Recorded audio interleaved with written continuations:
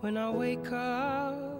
En sus 10 años de recorrido, el programa Viaje hacia la Vida, que lleva a cabo la Fundación Tierra de Hombres, ha permitido que unos 98 niños y niñas procedentes de países africanos hayan sido operados de graves enfermedades de manera altruista en Galicia.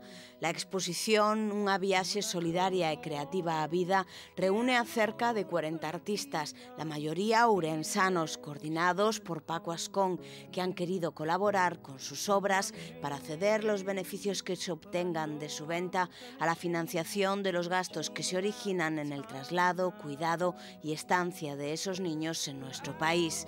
La muestra puede visitarse hasta mediados de febrero en el Liceo de Ourense.